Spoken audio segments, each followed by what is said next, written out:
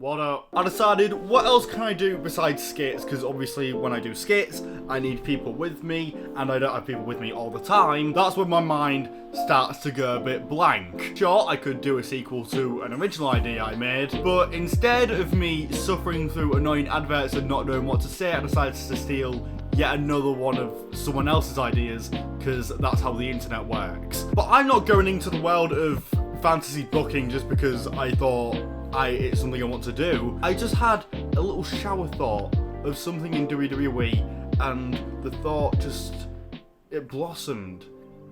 It grew. It's like my child. This is what me being a father was meant to be. Not raising an actual human. It's telling a camera about a WWE storyline that's never going to happen. So I was like, fuck it, this isn't something I would normally do. Don't know if it's something I'd do again, but this channel now is literally just me just throwing a shit ton of spaghetti at the wall and just seeing what sticks. So, pointless nonsense aside, let's actually get to the reason why you're here, if you're still watching. We're talking about Austin Theory. Long story short, this guy is supposedly the future of the WWE. Everyone likes to call him the next John Cena. For quite a while now, WWE's just been kind of like pushing on the idea that this is the guy that's going to be the face of the WWE for the next 10, 20, 30, 40, 50... Jesus Christ, I hope he doesn't do another Ric Flair, but he's meant to be the guy. And just coming out of NXT, obviously he's a main roster rookie. A lot of people are like... Not a lot of people really saw the potential in Austin Theory like WWE had, or should I say, Vince McMahon had, but at the same time, none of us think like Vince McMahon. Even with my silly little brain doing random things, I still question some of the decisions of Vince McMahon. He's an interesting fella, I'll leave it at that. But because of this reputation that WWE are trying to push, that this is the next future guy, and fans not really seeing the potential in him, every time WWE gave him a push, the fans were kind of like,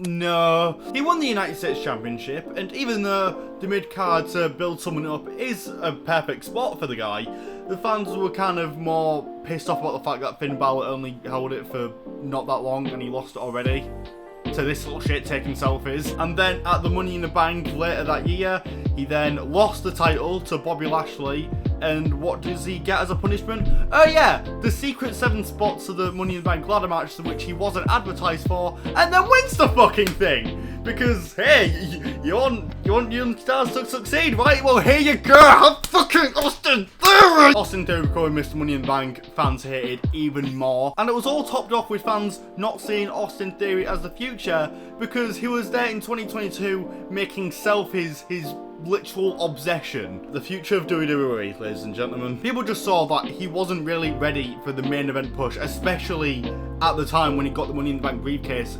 Even in a year time frame, no one, or very little people, saw him as a future world champion. The only people that really saw him are either just trying to convince themselves like, yeah, this is good, just trying to enjoy the product even though it's being garbage. All the others are just complete psychopaths and like seeing everything burn down to the ground. And when Triple H took over creative, he pretty much agreed. Like, he tried cashing in at SummerSlam, that got stopped by the Usos. He tried cashing in at Clash of the Castle, and then Tyson Fury got involved. And then not long after that, he ended up cashing in on the United States Championship, and he still lost! Triple H made me feel sorry for the kid. Like how I say kid, he's still older than me, but does that need to go in? I don't know. If it is, hi. He then won it back at Survivor Series, and he's held the belt ever since, and it's kind of like a perfect spot for him, especially with the fact that he's got a bit of a character change now. He's dropped the stupid fucking selfie gimmick, and he's just become an arrogant youngster, basically, who thinks he's bigger than he really is, and it makes sense because of the pressure Vince McMahon put on the dude by just literally stating that, or inferring, this is the future of the WWE. So right now, he's in a pretty good spot holding the United States Championship. He's held it for quite a while. Might not have had the best reign. He beat John Cena in a match that was shit and really didn't do anything for him. Sure, he cheated he cheated to win, which makes sense for his character right now, but they didn't really do anything to like show little teasers of resilience. He didn't kick out of any ears or anything like that. He just bit his hand on the STF, tapped out in the STF when the ref wasn't looking, and then just took advantage of that. And if that's a future WWE, if that's the next John Cena, that's not going to help see the potential in the guy if he's not even going to. There's nothing there. He just cheats to win. Nothing else. But even with that, everyone's just like, well, where does he go from here? Is a triple threat at Backlash, and what the fuck's gonna happen? Well, WWE creative team, whether it's Triple H, Vince McMahon, or any other little monkeys in the little circle beneath them, I'm gonna have to ask you all to step aside, because I'll take it from here.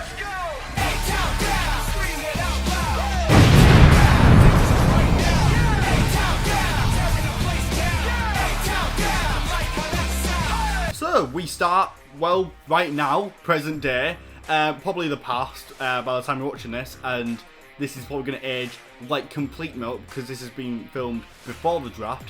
Might get uploaded before the draft as well, but it won't be that long until the draft actually happens, and if the draft doesn't work in the way that I'm envisioning, then this video is going to go all tits up and hope WWE do the best with Austin Theory, with the amount of pressure that they put on the guy. But before we actually get to the draft, we're going to go back down to NXT, preferably at Spring Breaking. And we focus on the fact that on Grayson Waller versus Carmelo Hayes, Grayson Waller lost that title match, which is good. That's how I envision this story, and preferably that is the option that makes the most sense, because Carmelo Hayes just won the title, and if he lost it already, that would look really fucking bad. And now, to point that out, we do get to the draft, and Austin Theory stays on Raw, and with Gunther staying on SmackDown, preferably because I don't want the US and IC titles to switch brands, because they're kind of perfect where they are. But also, Grayson Waller is one of the NXT call-ups in the draft,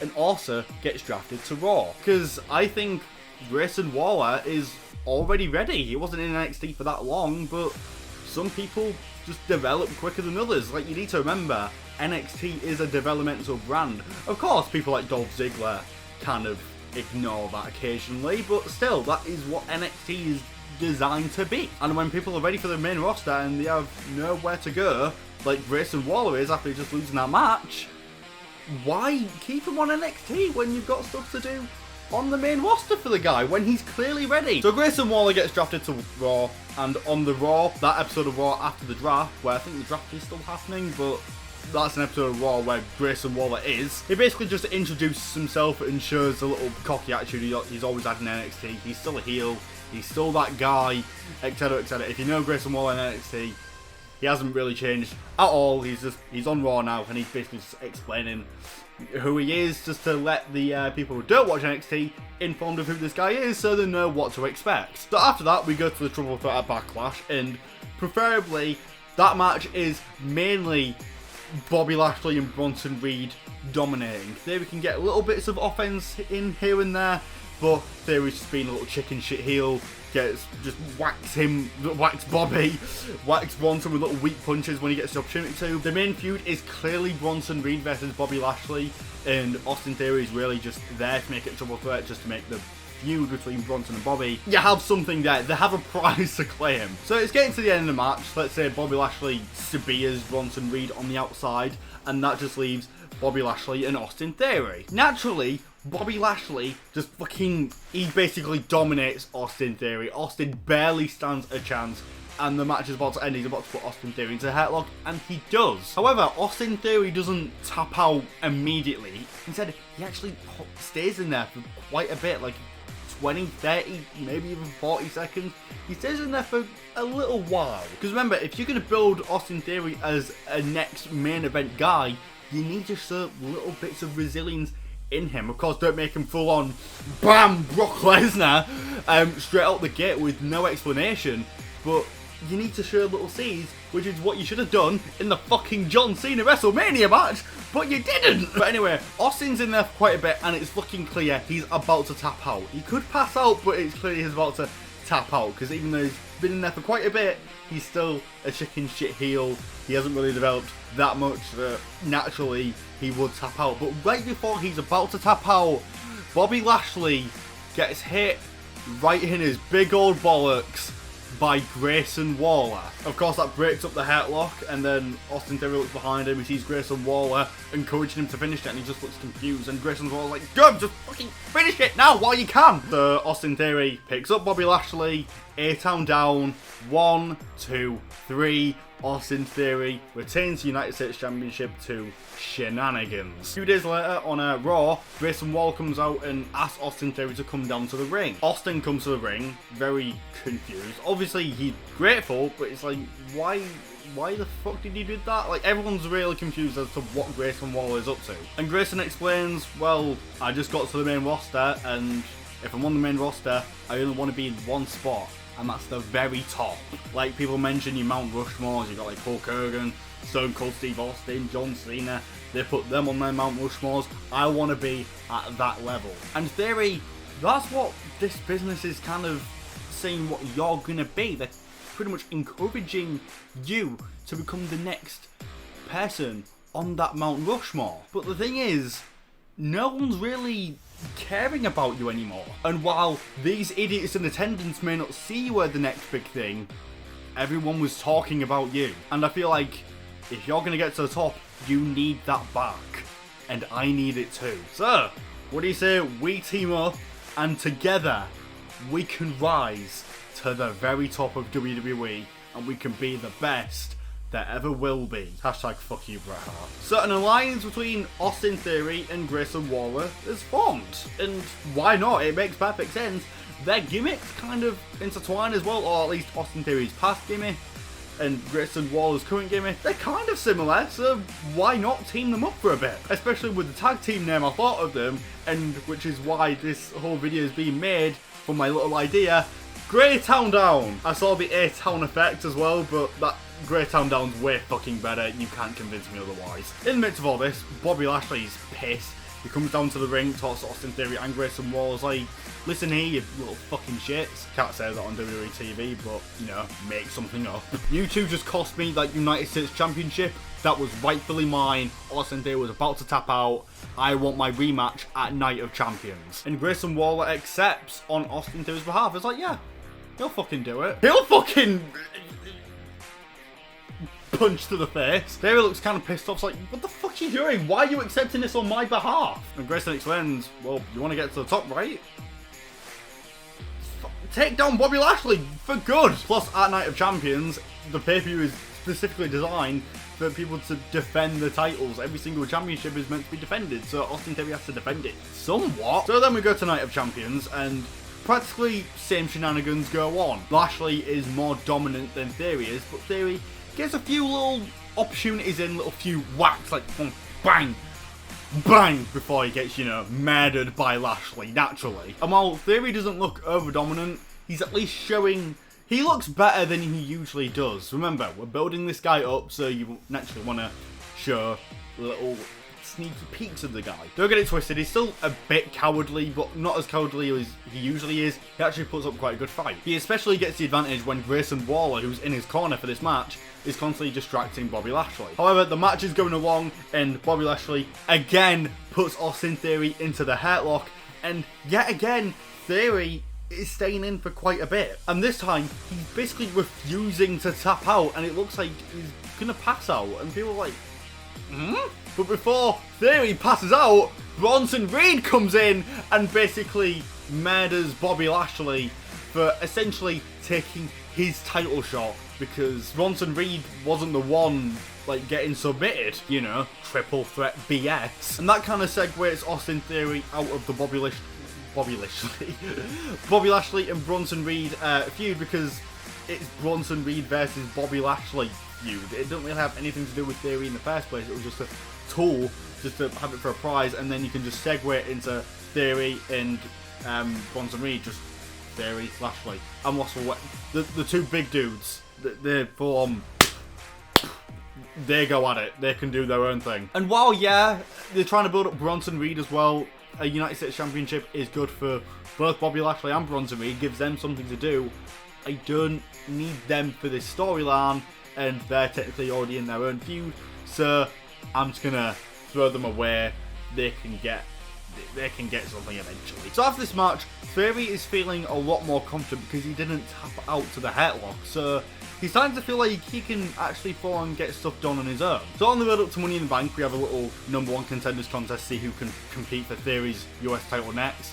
I'll just pick some random babyface. Dolph Ziggler, why not? Dolph Ziggler versus Austin Theory at Money in the Bank. But on the build up to Money in the Bank and even SummerSlam, during this little period, Austin Theory and Grayson Waller both have their matches on Raw with the other in their corner. And Austin Theory wins his matches. Might be due to Grayson Waller's shenanigans, but Austin Theory wins his matches and Grayson Waller actually loses all his matches. But doesn't look like a jobber. He puts in a few good little hits here and there. The matches are pretty even, but Grayson Waller always ends up losing. And a little key detail to this is while Grayson Waller is having a match on Raw, Austin Theory is just watching and focusing and see what Grayson Waller does, pretty much like any other manager, essentially. Just focuses on what they do, encourages them when they're doing something right, tells them not to do, the dumb shit, standard stuff. But when Austin Theory is having a match, Grayson Waller is kind of encouraging him, but he's mainly distracted by the fact that he's always doing an Instagram live. He's just there with his phone, just shouting at chat, whatever, just making fun of people, insulting the crowd with a little bit of a peek at Theory. He's like, oh yeah, good job, mate. Never do an Australian accent ever again. And at Money in the Bank, the match is pretty even without any shenanigans going on. Theory is actually holding up his own, but Theory still retains the title due to shenanigans. The referee falls down, Grayson Waller gets involved, gives Ziggler a rolling thunder stunner, bang, and then Theory looks kind of disappointed, but he just shrugs over it, hits Airtown down, 1, 2, 3. Theory is still United States champion. And Theory says to Grayson, like, look, I appreciate you helping me out, but I feel like I can't have that match at Money in the Bank. I want to get this done on my own. I feel like I'm getting better. I'm getting stronger. I want to prove myself. Grayson's like, alright, but you kind of see a little glimpse at Grayson's like, the fuck? He seems a bit offended by it. So that very night on Raw, they run the rematch, Theory versus Ziggler, and Theory beats Dolph Ziggler clean. And convincingly as well. It's still a pretty even match across the board. Theory manages to get his own and retain the title by himself, and naturally, while he's not turning babyface yet, the fans hopefully start like, wow, it has to be a good match as well. It cannot be a stinker. And while it may be hard to encourage someone to have a good match, you're building this guy up to be the next face of the WWE. If this is the level you're gonna set this guy at, putting on a good match is the least he can do. So, yet again, Raw runs multiple matches. So, like, say you get 2 fatal 4-ways, and they both clashed, have done that before, to become #1 contender. And Damian Priest wins that match. This will be a Damian Priest coming off of when he lost to Bad Bunny at Backlash. I'm just speculating, assuming, and basically writing my own story and saying that's what happened. And I'm picking Damian Priest specifically because I think what's going to happen at Backlash is that Finn Balor is going to cost Cody Rhodes the match against Brock Lesnar, and they're going to get into a feud. And when it comes to the Judgment Day, let's face it, Damian Priest may not be the worst one, but he's definitely the least popular. And of course, Damian kind of realises that and gets pissed off about that. He feels like he doesn't get the recognition he deserves, and plus after losing to Bad Bunny, he feels like everyone just thinks Damian Priest is an absolute jerk, and he's going to use this opportunity to prove that he isn't. And building up to this match at SummerSlam, which will be Austin Theory versus Damian Priest, did want it to be Finn Balor, but like I said, with the whole Cody situation, I feel like that's going to be kept to SummerSlam. And let's be honest, Finn Balor versus Cody Rhodes is a lot more exciting than Finn Balor versus Austin Theory. I know using Finn Balor against Theory would boost up the SummerSlam match for Theory even more, but I feel like Finn Balor's going to be preoccupied with something, especially because I think he's not going to win the World Heavyweight title. I think Seth Rollins is, but that whole storyline is for another day. This has nothing to do with this here. I'm just saying, I'm just explaining why I'm not using Finn Balor. So at first you see a bit of confusion because Damian Priest versus Austin Theory, it's heel versus heel. And the very next week on Raw, when we're starting to build this match up after it's official that Damian Priest is #1 contender for the United States Championship, we're going to have Austin Theory versus Dominic Mysterio. And I feel like this is a way to turn Austin Theory face because everyone just hates Dominic Mysterio. That's the reason why I'm using the Judgment Day, because of Dominic Mysterio. And other than Austin Theory and Grayson Waller, I feel like Dominic Mysterio is the most hated heel in WWE. He generally gets loud boos every time, and nowadays that's very hard to come across. So Dominic Mysterio starts getting all cocky in that match, and naturally Austin Theory practically dominates for the majority of the match. Like 75% of the match goes to Austin Theory, and because hopefully it's Dominic Mysterio being so hated and he's the one getting beaten up, Austin Theory starts getting cheered. And then Austin Theory wins the match, and hopefully the crowd starts cheering, and then Theory just looks around and he's kind of in awe. He gets out the ring, starts going down the steps slowly, and he notices a fan, particularly a little young one, asking for a high five, because naturally with kids you see in WWE, no matter who the guy is, whether he's a babyface or a heel, the kids will always stick their hands out, and even when it's the most clear, notable prick on the screen, the kids don't take notice of that and hope they can get a little high five. So Theory just stands there, looks at that kid, you feel like he's starting to think, and then he smiles, and then just goes up and high fives the kids, and everyone else who asks him for a half five, he goes for it, and that's his little subtle babyface time. And then that next week on Raw, Theory explains, look, I've noticed something within myself recently, and yeah, I've resorted to cheat tactics before, and I might not be a convincing champion, but that match on Raw against Dolph Ziggler, and especially after beating Dominic Mysterio last week, I feel like I'm finding my true inner self. And also, after last week's match against Dominic, you lot, the WWE Universe, have started to warm up to me, and with that, I felt like I'm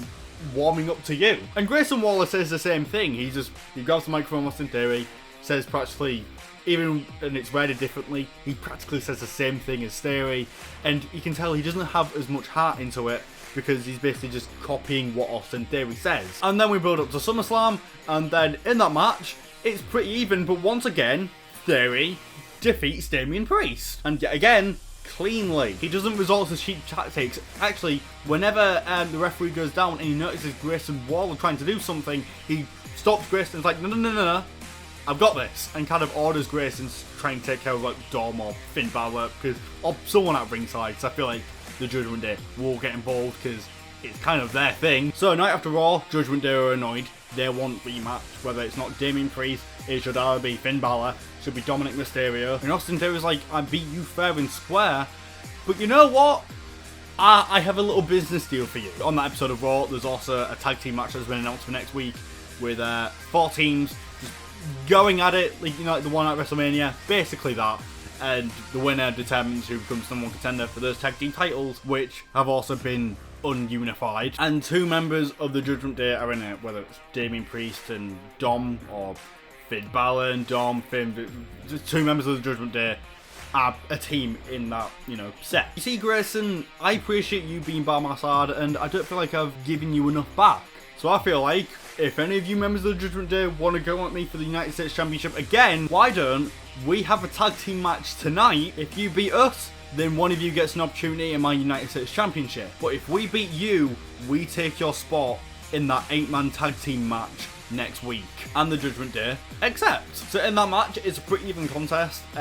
Austin Theory's more dominant before, so he kind of gets a little bit of offense in. So Graytown down, as I should say, started going a little bit more on top of things than Judgment Day. But with Finn Balor in the corner, he basically has to heal things up a bit, just get Judgment Day some cheap little...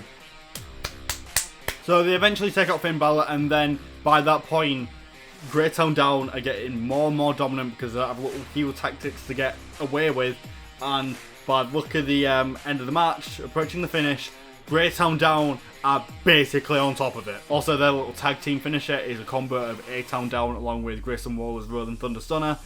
I think that would be pretty cool, and of course that's what they're about to do. Damien Priest is thrown to the outside, Dominic Mysterio is basically beaten up, Austin makes a tag to Grayson Waller, Austin picks up Dominic Mysterio. It's A-Town Down while Grayson Waller's on the outside like he normally does with his Rolling Thunder Stunner. He dives into the ring, about to hit the stunner, but he pushes Dominic Mysterio out of the way and then hits a stunner on Austin Theory. Boo, boo, boo. Grayson just stands there, looks on at the crowd, hopefully the crowd are fucking hating this, and then he just drags Dominic Mysterio, put his arm over Theory. 1, 2, 3.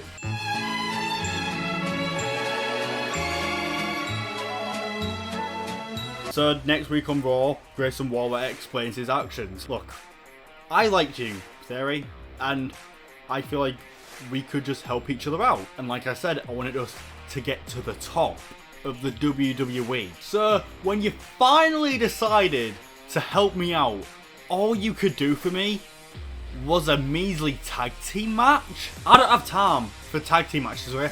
Grayson Waller doesn't have time for the measly tag team division. I get having to build yourself up to the ranks, but I've noticed 9 times out of 10, getting in the tag division gets you nowhere in this business. What you should have done is offered me a United States Championship match, and then we could have a friendly competition against each other, and here, even if I did beat you for the belt, we'd still be buddies, right? But no, you just thought about yourself. You wanted to keep that championship for yourself and not thinking about anyone helping you out. It's all about you. But soon, you'll find out that it's all about me. While Austin Theory is pissed that Grayson Waller betrayed him, he also has Judgment Day to worry about, because remember, they won the tag match, so someone's facing Austin Theory for the United States Championship. Finn Balor's competing at the World Heavyweight Championship level, so this time, Dominic Mysterio faces Austin Theory, because they explained that that match they had on Raw, he wasn't really ready for that Austin Theory. They were thinking of this fucking guy.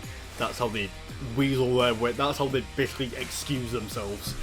You know, heel excuses and whatnot. So after Grayson Waller's promo, we don't see him for weeks. We don't see him until the next pay-per-view. Austin Theory expresses his frustration against Grayson Waller for betraying him. He explains to him that it wasn't giving him a tag team opportunity for the tag team titles to belittle him. He said he wants them to get to the top together, and what better way than to get into the tag team division and win the tag team titles. But Grayson Waller, being the egotistical guy that he is, he just wants all the single gold. So Austin Theory is preparing for the match against Judgment Day, but Austin isn't really into it. It wasn't really mind focused on Judgment Day because of what happened with Grayson Waller. But we then proceed to the next pay-per-view with whatever it is. I feel like they're going to do mixtures. I think they said they're going to do mixtures of Clash at the Castle and put it in different countries. So this could be Clash at the Pyramids, fucking India, I don't know, somewhere, whatever that pay-per-view is. And the match goes along, and Theory, once again, is the more dominant man against Dominic Mysterio. However, in that match, Dominic Mysterio wins by DQ because of an attack on Grayson Waller, and then on the Raw after that pay-per-view, Grayson Waller explains that, yeah, I attacked Dominic Mysterio because this isn't Judgment Day's opportunity, it's mine. I want you, Theory, the United States Championship at Extreme Rules. So the match is set at Extreme Rules, Austin Theory versus Grayson Waller, and here, make an Extreme Rules match because it's an Extreme Rules pay-per-view. Triple H seemed to get the idea of Extreme Rules, while Vince McMahon just tried to think of another name for a pay-per-view, just slapped it and was like, fuck it, just make the main event Extreme Rules, and everything else normal rules, which...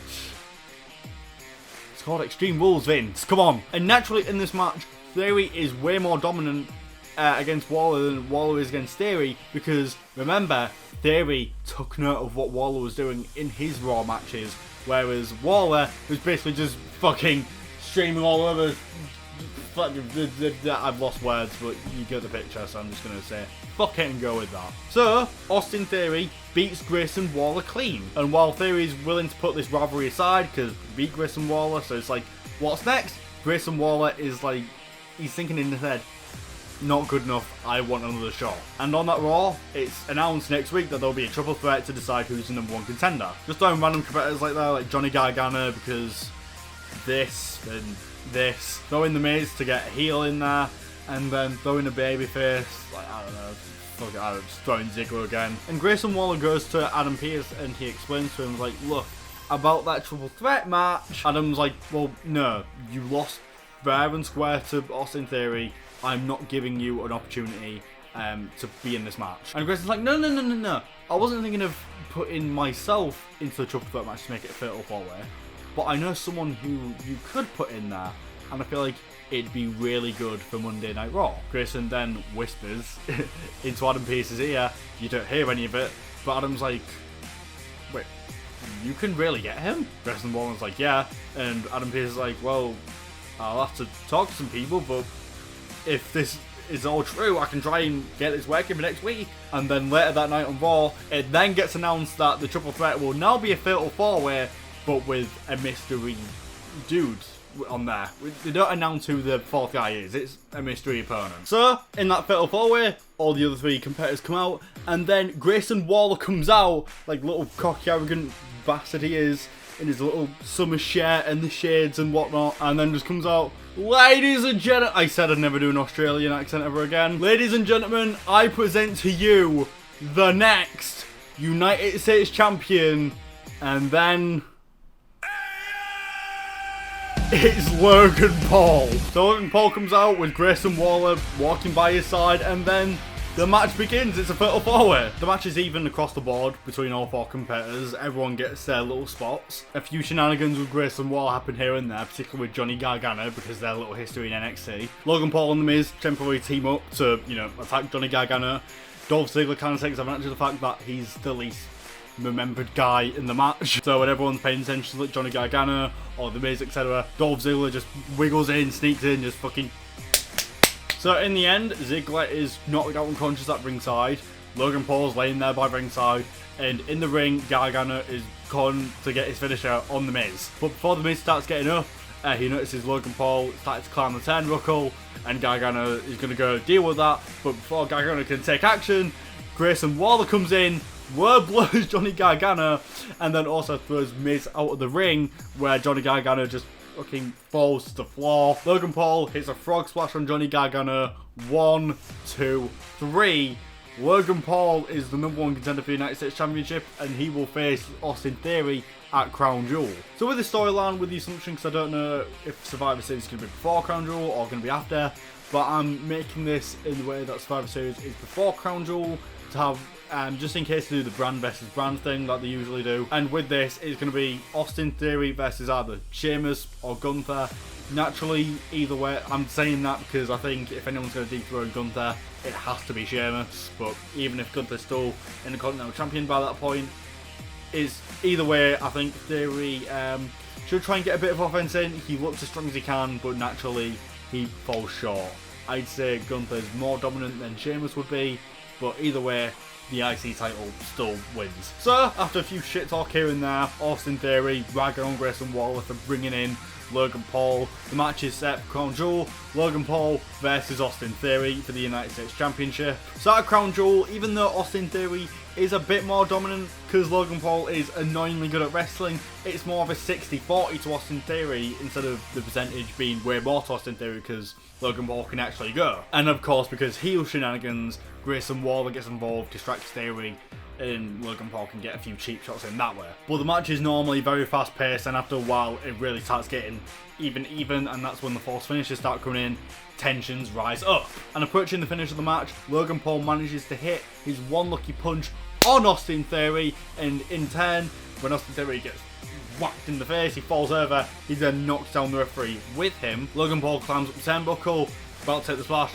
He jumps for the splash, but Theory catches him and puts him into a fireman's carry, but before he can hit down, Grayson Waller sneaks behind, just like when Austin Theory retained the title at Backlash. He then whacks Austin Theory into the bollocks. He also then proceeds to hit Rolling Thunder Stunner on him for the extra fuck you. Grayson Waller wakes up the referee, Logan Paul climbs up again, hits the frog splash. 1, 2, 3.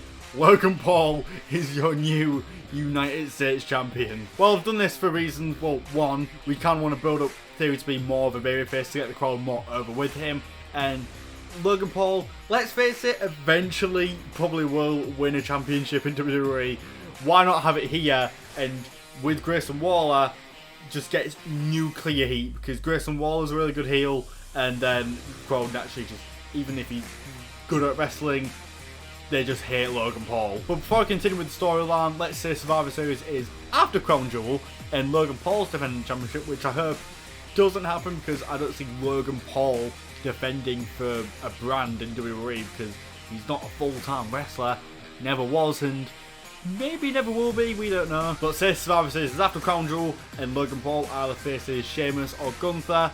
Naturally, SmackDown champions, the Intercontinental champion, whether it's Gunther or Sheamus, is way more dominant than Logan Paul is. If it's against Sheamus, Logan Paul can get a bit of offense here and there, but if it's against Gunther, then Gunther basically murders Logan Paul. It's essentially a squash match. But aside all that brand war side quest nonsense, because even though the brand war matches are cool, that's essentially what they are.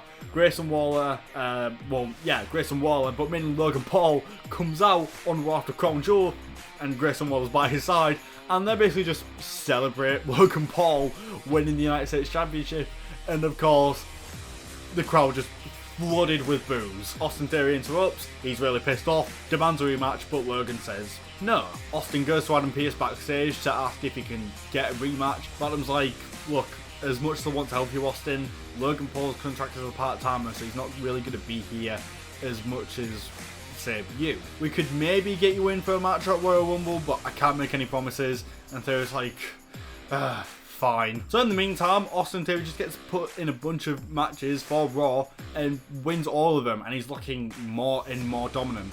Not to the point where he's basically Goldberg squashing everybody, but he beats people in about 5 minutes with him looking like the bigger man. Austin might lose a match or two, but that's due to shenanigans with Grayson Waller coming out basically taunting him, because that's all Grayson Waller's becoming again, a sidekick to Logan Paul. He's just there to fill the void when Logan Paul doesn't show up. Logan Paul shows up like every couple of weeks. He shows up more than he usually would, because he's United States Champion, but still not that much. So in January, we're getting really close to Royal Rumble. That's when the match is basically confirmed that Logan Paul's going to be at Royal Rumble. So naturally, Austin Theory got screwed out of the match, so Austin Theory versus Logan Paul at Royal Rumble. On that same Raw where it's announced at Royal Rumble that Austin Theory and Logan Paul will face each other for the United States Championship again, he wants to face Grayson Waller on that night, and if he beats Grayson Waller, that gets Grayson Waller banned from ringside at the Royal Rumble match. Grayson Waller says no, but Adam Pearce comes out and he says, yeah, tough shit. It's the main event for that night, and Grayson Waller, for the most part, basically gets his ass handed to him. Austin Theory is way more aggressive, way more dominant in this match because of how personal things have gotten. And by this point, Grayson Waller is Austin Theory's biggest rival, and he's the reason things have gone to shit. It's way too personal for Austin Theory. So, Royal Rumble, Austin Theory versus Logan Paul. Grayson Waller is banned at ringside. And also, side note, due to whatever Grayson Waller's up to, Grayson Waller is announced that he'll be in the Royal Rumble match. Austin Theory and Logan Paul aren't, because they're in this United States Championship match. So in the match, Theory is a lot more dominant this time around because he's a lot angrier, he takes this way more personally, and also because Logan Paul is getting a bit more cocky because he's a champion in WWE and it's a first time thing for him, and he's already a bit cocky, so put a strap on him, he's gonna amplify that a bit more. In Theory, naturally takes advantage of that. But due to distractions, Logan Paul manages to get a few like eye perks in, some Healy tactics, or just some natural distractions. But not from distraction from Theory. But it wasn't from Austin Theory getting distracted.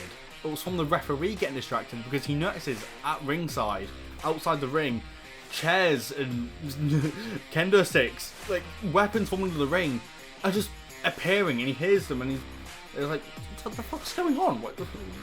He's so confused at looking at all these chairs, and the camera focuses on this, and Michael's like, where are these chairs coming from? And naturally, he notices Logan Paul notices the referee's not looking, so he just gets a bit of when things start heating up in the match, Austin Theory looks like he's about to win again, but then a chair just gets put into a ring, and then you see a hand sticking out. The referee doesn't notice the hand, but of course he notices the chair, and then he really starts getting concerned, and he looks like he's about to investigate, but another referee comes out from backstage and starts walking to investigate. and while the other referee that's already in the match can focus on the match. And while this interaction between the two referees is going on, of course the referee is distracted from the match momentarily, and then Logan Paul hits Austin Theory with a low blow. While Logan Paul is climbing up the turnbuckle to do a frog splash, the other referee that's just come out to investigate looks under the ring and he finds Grayson Waller under there, and that's when everyone realises he's the one that's been putting the weapons out everywhere because he's just crawling under the ring showing out for distractions. Logan Paul hits a frog splash and the referee's hitting the count, 1, 2, and meanwhile the referee's coming in to tell the other referees, like, look, Grayson Waller's at ringside, but he hits the 3 count before they can discuss anything, and then the match right is given. Logan Paul retains the United States Championship. Grayson Waller and Logan Paul are celebrating backstage, but then Adam Pearce comes up. Adam Pearce is fucking pissed. He's livid at Grayson Waller. Like, what the fuck do you think you're doing? You had one job and you failed to do that. Grayson Waller and Logan Paul are panicking. It's like, shit, what's going to happen? You're going to relinquish Logan Paul from the title? Adam Pearce is like, no, I'm not going to relinquish Logan Paul from the title because it wasn't his fault. But because of your actions, I'm going to remove you from the Royal Rumble match. And of course they start kicking off, but nothing they can do about it. So it's official, Grayson Waller is out of the Royal Rumble match, and he gets replaced to a surprise entrant and debut of MJF, because I think MJF is going to show up in WWE sooner or later, and what better place to do it than the Royal Rumble, because by 2024 that's when contract negotiations happen, blah blah blah blah blah. And if he shows up at WWE, put him in the Rumble. It's the perfect way to debut him. So MJF debuts in the Royal Rumble match. He doesn't win it, but he debuts and it's official he's on the WWE roster. And then he moves to SmackDown.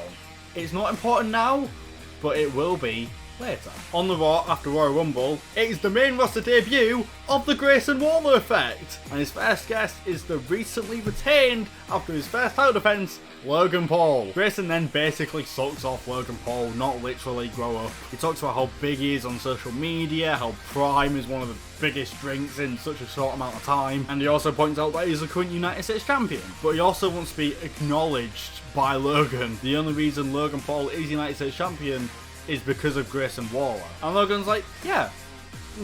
You know how I said earlier when Austin Theory turned babyface and Grayson Waller was just kind of copying what Austin Theory was saying? That attitude, that's basically what Logan does when it comes to accepting the fact that Grayson Waller's the reason he's the champion. Guys are great, he's trying to get out of the way. That's basically what Logan Paul is doing. And Grayson notices how insincere Logan is being, and he starts getting a bit more aggressive. It's like, look, I sacrificed my Royal Rumble spot to help you retain that title. It then becomes clear that Grayson Waller is basically demanding Logan Paul for the United States Championship shot at WrestleMania. Logan Paul says no because I don't want to fight you, man. Like, you're my friend. You helped me get to this point. I don't want to ruin our friendship between us. But Grayson Waller just gets heated, proper heated, and things get out of hand. And while not even thinking, just out of pure anger between the both of them, Logan Paul just accepts a match at WrestleMania. Austin Theory comes out and he's really pissed because Logan Paul just accepted a title match for Grayson Waller when Austin Theory clearly deserves it more because he got screwed again. So Austin Theory's heated and he demands to be in this match because he deserves to still be in the title picture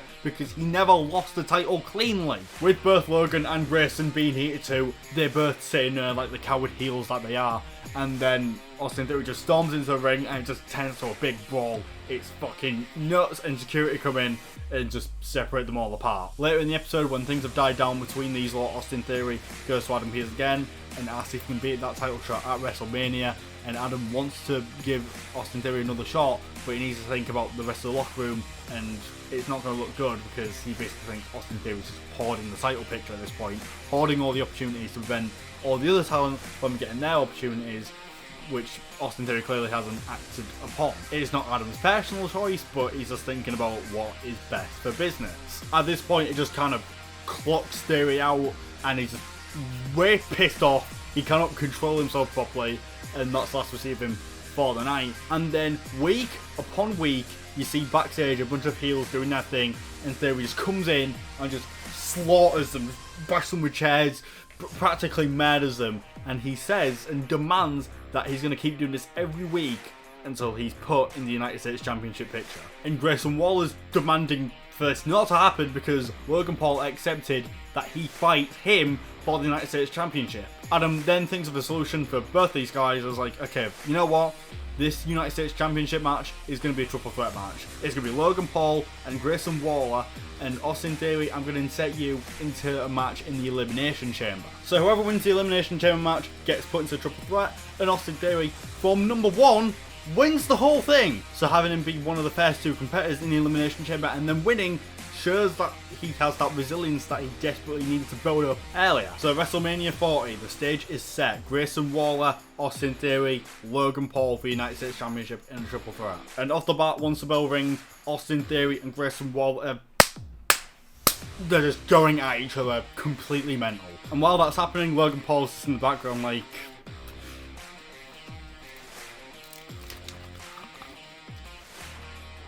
Austin Theory and Grayson Waller are just constantly going at it for a good wild match while Logan Paul is just in the ring.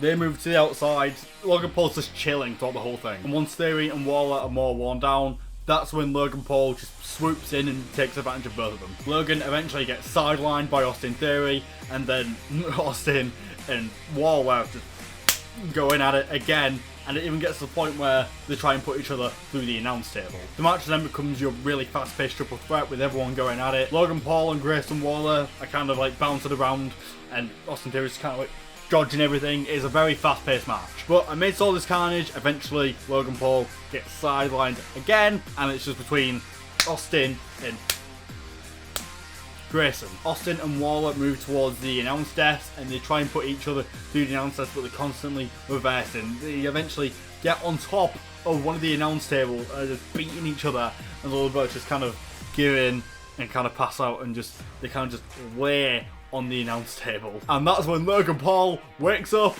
climbs up the turnbuckle and does his frog splash through both of them on the announce table.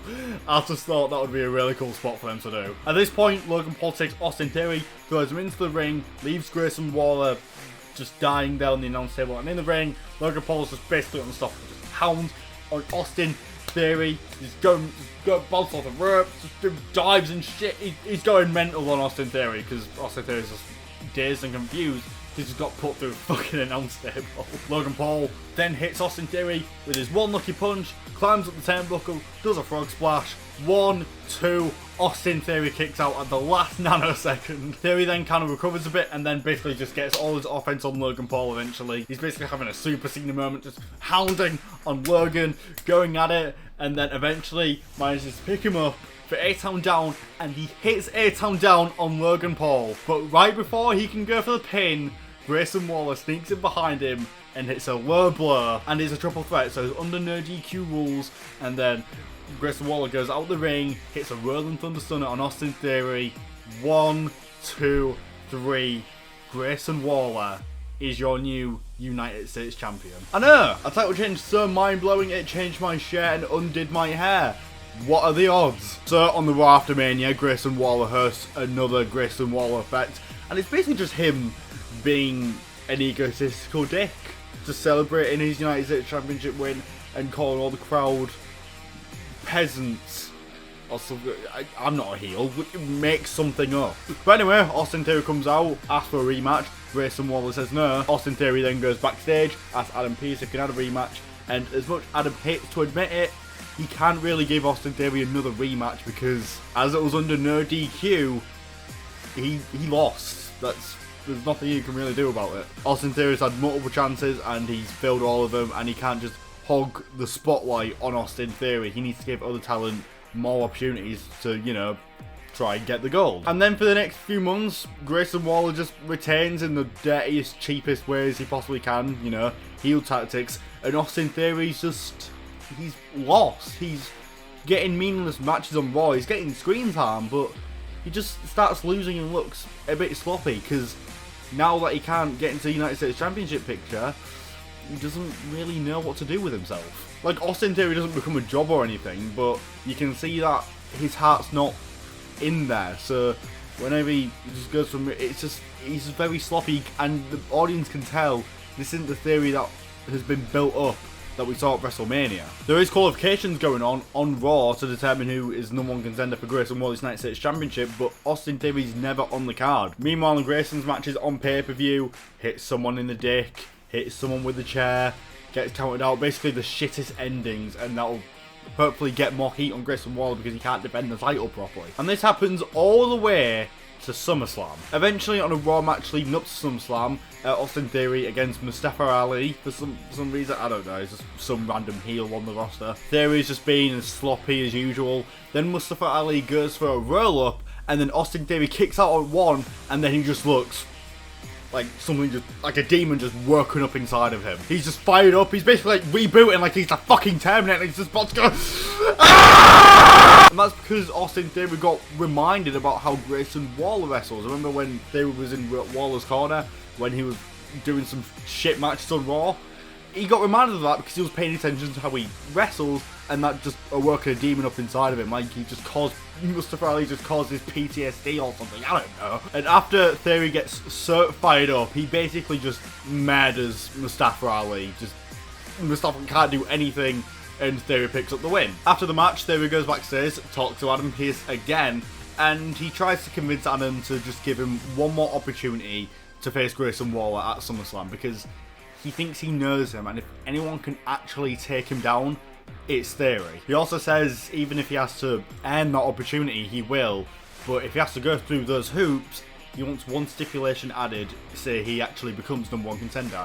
And Adam Pearce agrees. So the next week on Raw, there'll be 2 Fatal 4-Way matches leading up to the main event of that match, which is the 2 winners of the Fatal 4-Way matches clashing to determine who becomes #1 contender, and Theory wins the whole thing. Week after that, there's a contract signing. Waller's basically going on about how he annihilated Austin Theory, just being a cocky dick as usual. But it's about how he's held the title since WrestleMania and determines to become the longest reigning United States champion of all time. Grayson Waller signs a contract, and Theory just starts giggling a little bit. Grayson Waller signs a contract, and Theory starts giggling a little bit, and Grayson's like, what the fuck are you laughing at? Theory then goes, of course someone like you would sign a contract and not read it. I just want to let you know that you aren't going to pull your shenanigans this time at SummerSlam, because you and me will go one-on-one hell in a cell. So in the match, Theory's just a lot more dominant than he usually was, and that's basically because of the built-up frustration and motivation he has to beat Grayson Waller. He finally thinks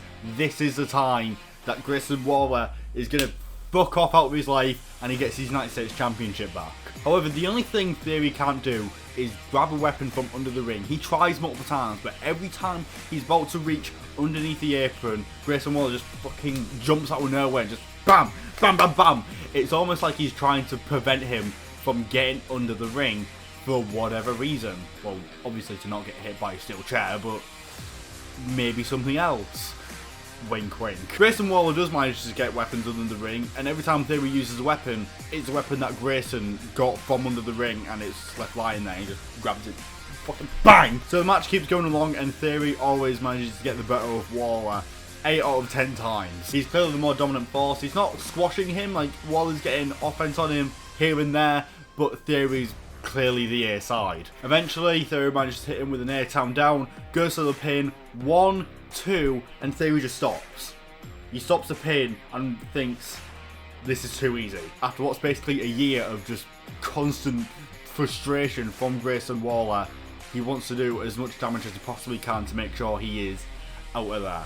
So he finally goes under the apron and then gets pepper sprayed. It blinds Theory, and then all of a sudden, a shit ton of people come from under the ring wearing a little Hawaii shirt, those white jeans, and a little paper mask with Grayson Waller's face on it, and they all just practically jump Theory outside the ring. They just constantly beat him down, waiting for Waller to get back up, and as soon as Waller gets back up, those carbon copies of Grayson Waller just throw Austin Theory into the ring. Waller hits a stunner, 1, 2, 3, Grayson Waller returns. Grayson starts laughing like a maniac, and as the cell lifts up, Grayson then just decides to just murder Austin Theory, beat him up with chairs, put him through the announce table, put his arm in a chair and like stamp on it. Just he's done. Austin Theory's done. And later on in the pay-per-view, Mankico reveals that Austin Theory's injured and he's going to be out from 6 to 9 months. And by the way, MJF wins the Universal Championship at SummerSlam.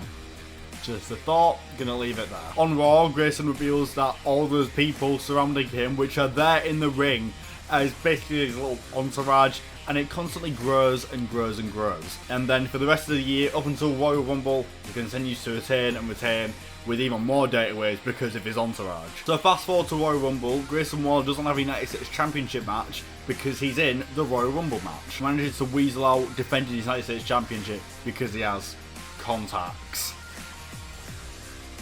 Look, just an excuse to not have him defend his title, I don't know. So Grayson comes out on number 12 and he has his whole entourage with him, and they walk down to the ring, and then Grayson Waller is basically the man of the match for quite a while for the Royal Rumble, but obviously not in a clean, normal babyface way. It's always by some kind of bullshit. Takes advantage of no DQ rules, so low blurs, eye perks. Whenever someone tries to throw Grayson Waller out, his entourage lifts him up and he gets put back in the ring. Sometimes his entourage just drags someone out from the bottom rope and just fucking murders them. And a little small detail that WWE isn't going to focus on, but you're going to see, if you look closely you will notice it, that one member of the entourage isn't doing anything. He's just standing around, walking around, trying to blend in. Waller does this for quite a while and he eliminates people who are actually over, like AJ Styles, LA Knight, Seth Rollins, just to piss people off and get the boos coming in. So where Grayson Waller is particularly dominating the match, everyone's sick of the dude and want him to fuck off. This happens all the way to number 22. A-Town. Austin Theory makes his grand return, and hopefully the crowd go absolutely apeshit because this is the moment where they think Grayson Waller might get eliminated. If anyone's going to eliminate Grayson Waller, hopefully it's Austin Theory because of the year-and-a-half feud. However, with Austin Theory's music playing, no one comes out, and then eventually his music just stops and everyone's just stood there confused. Even the camera focuses on Grayson Waller, who's also confused, to show it wasn't a prank by Grayson Waller or anything. Everyone's basically confused. I was like, what the fuck's happened? Did he get attacked backstage or something? But anyway, Grayson Waller's confused and is like, back to it. We have Sheamus in one turnbuckle, Dolph Ziggler another turnbuckle, and Grayson Waller's running in between both of them, just going like, bah! Bah! While that happens, that one member of the entourage that wasn't doing anything slides into the ring, cuts off Grayson Waller, catches him, picks him up into a fireman's carry, hits him with A-Town down.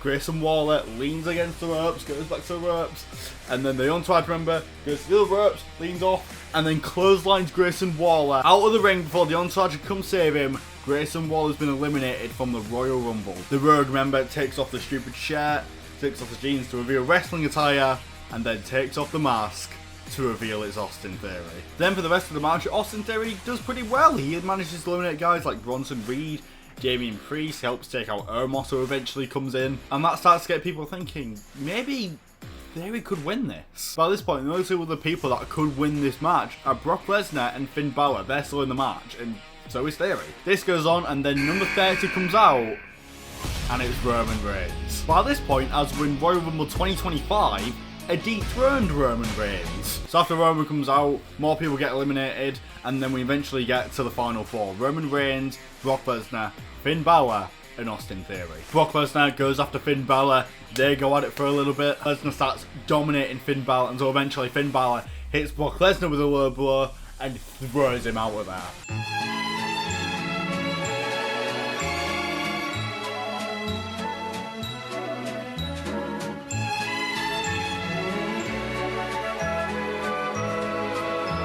So then Finn Balor gets hot in the Rumble, manages to get a lot of offense on both Austin Theory and Roman Reigns. Eventually Theory manages to get into a bit of a brawl with Finn Balor, you know, constantly going out like, you know, the thing that everyone does where they just go like Sammy and Kevin Owens. Theory tries to pick him up for an A-Town down, but Balor always wiggles out and just fucking uppercuts him. Theory eventually just gets stunned on the ropes, and Finn Balor goes for a clothesline, but Austin Theory pulls down the rope, leaving Finn Balor to get eliminated. Everyone goes apeshit, and the final two are Austin Theory and Roman Reigns. And by this point, Austin Theory is hopefully the underdog that everyone's rooting to win, because remember, let's say Roman gets dethroned at WrestleMania 40, he's held the title for 3.5 fucking years. And Roman is still heel at this point, so I don't see any reason why they'd be cheering for Roman. They'd all be dead set on wanting Austin Theory to win. So it then gets into an even battle, few false finishes here and there. That little back and forth goes on for a little bit until eventually Roman Reigns manages to hit Theory with a Superman punch and then a spear, and then proceeds to throw Austin Theory out, but Austin Theory manages to hold on to the ropes. After that, it's basically a beat down on Austin Theory. He's starting to look way more out of it and looks like, yeah, Theory's about to lose. Roman then gets in the corner, goes to the spear, does the little... Ooh, ah! He then runs for the spear, but Austin Theory manages to pick him up into a fireman's carry, hits Atam down, stuns Roman all the way to the ropes. Theory goes for a clothesline, Roman gets eliminated from the Royal Rumble, Austin Theory wins. So now the question is, who does Austin Theory go for? It's easy, he goes after MJF on SmackDown. So the match is set for WrestleMania 41, Austin Theory versus MJF for the WWE Championship. I'm just going to assume they're going to keep that title because of how long it's been around. And during the build-up in a promo battle, MJF talks to Theory. So this is who I'm facing. The so-called future of the WWE. Really? You? I mean, what have you really done for the whole time you've been here? You basically started out as the chosen one. You were taking stupid selfies with Vince McMahon back at WrestleMania, and then you basically got handed the Money in the Bank briefcase on a silver platter, and then you wasted it on a mid-card title, and you couldn't even win that. And sure, you do win it eventually, but then you spend the next year and a half fighting for that against that little dweeb Grayson Waller. Do you ever think about why, out of nowhere, you just suddenly became the chosen one? Vince McMahon thought the only guy to carry this company is just some pretty boy with a good physique. But you never really had nothing to show for it, did you? They only chose you so WWE could get their own imitation of me. When you got chosen, this was at a time when everyone knew I was becoming the next big star. And WWE thought you would be perfect for their own little rip-off. But as they always say, the cover is never as good as the original. WWE was lying to themselves, trying to convince themselves that you were the next big thing, handing you opportunity after opportunity, but you couldn't capitalise on any of it because you are not MJF. And at some point during the past year, WWE realised that. So that's why they hired me.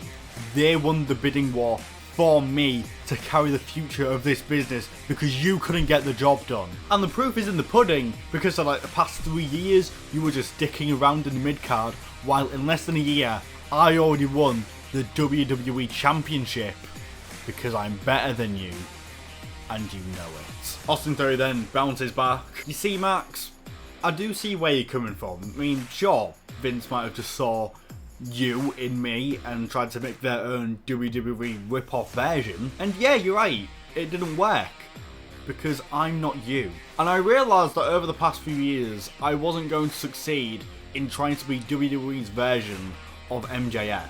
What I needed to be to get to the top was the best version of Austin Theory. So after I lost that Money in the Bank briefcase, I wisened up. I won that United States Championship in no time, and then proceeded to hold the belt for over a year. And over that title reign, I learned more about myself than Vince McMahon could ever teach me. I truly saw that within myself who I was going to become to be the future star of this industry. And I'm not even counting that time I beat John Cena at WrestleMania because, well, yeah, it's a win over John Cena. That didn't really satisfy me because the way I won that match was something you would do. You see, not long after that WrestleMania win, I realised that if I truly wanted to be the top of the WWE, if I want to be remembered as one of the biggest stars in professional wrestling history, to get to the very, very top, to be on someone's Mount Rushmore of WWE, I can't take shortcuts, and that's exactly something you would do. You see, why do you think my name is Theory? The theory is unproven, so by that, I can only just get better and better. And I showed that by winning the Royal Rumble all by myself. Not with some desperate punk trying to help me out, not by using cheap, dirty tactics that I could take advantage of. I won by pure heart and skill, and that is something you will never have. So, at WrestleMania, when eventually you'll decide to hit the panic button because I'm just outskilling you, you can try all the dirty little cheap tactics you can use to try and win against me, but none of them are going to work, because I used to be who you are. I mean, right now, you might be a bigger name, you might have won more world titles than me, but at the end of WrestleMania, none of it's going to matter. And all that, let's face it, hard work is all going to come crashing down after I earn that title from you. After I take that WWE title from you at WrestleMania, I'm going to show you and the whole world who I'm destined to be what my legacy will be. People will see why I was always labelled as the future of the WWE, but once everyone's realised it, I'm not going to be called the future anymore, because I truly will be the now. WrestleMania 41 comes round, Austin Theory versus MJF for the WWE Championship. I'm just going to assume they're using that belt. It's an even contest across the board for like a good half of the match. MJF is constantly trying to weasel his way out, but Theory shuts him down, catches him out, and manages to take advantage of whatever the fuck MJF's trying. Theory starts getting more and more momentum, fighting with everything he has. He eventually manages to pick MJF up and hit him with an 8-count down. 1, 2, MJF kicks out. The match keeps going on. False finish either way. The match then continues. We get a false finish here and there, and then eventually MJF manages to strike Austin Theory, and while Theory gets knocked down, so does the referee. After both Austin Theory and the referee get knocked down, MJF just stands there like he's thinking.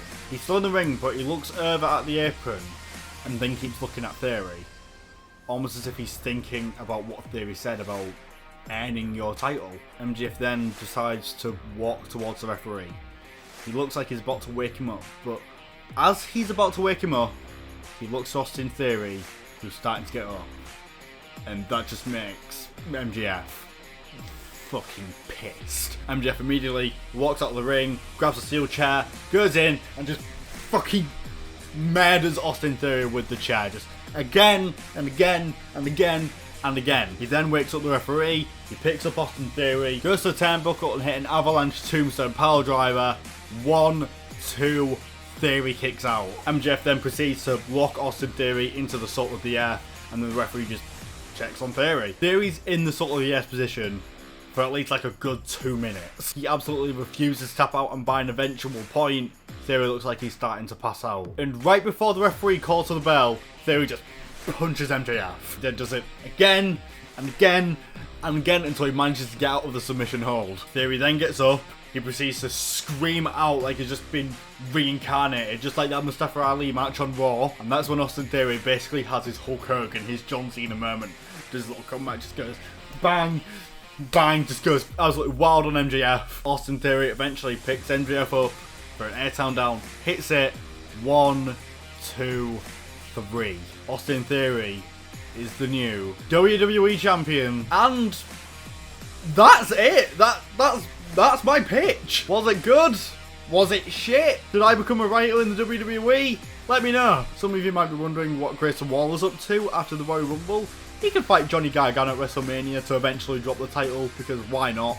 Rematches and stuff. And plus, by that point, Grayson Waller would have held it for a year, so it's not like he's getting ruined or anything. But yeah, that booking was kind of simple. A bit obvious here and there, but that's basically all you need to do with Austin Theory. If you want to build him up to be a big star, you just have to take time with him. You can't rush him into the main title picture, but as long as you take time with him and just build him up and to be a believable babyface like the next big John Cena, you can do that easily. Plus, with little quips Austin Theory has there, like mentioning John Cena's bald spot and Bobby Lashley not having a match at WrestleMania, you can tell that he actually pays attention to what the audience is saying on like Twitter and stuff. He says what the audience is thinking. So with that logic, he could be a very believable and great babyface. By this point, he can have a believable title run from there, because hopefully he's so over by this point, when he eventually wins the WWE Championship, everyone's going fucking apeshit instead of being batshit angry like he won the Money in the Bank in 2022. But anyway, that is all I have for now. Don't know if I'd do another WWE booking. If you want me to, I could give it a try, but it's not my idea. Thank you very much for watching, and I'm now just gonna go stare out this window for all of eternity, for the rest of my life.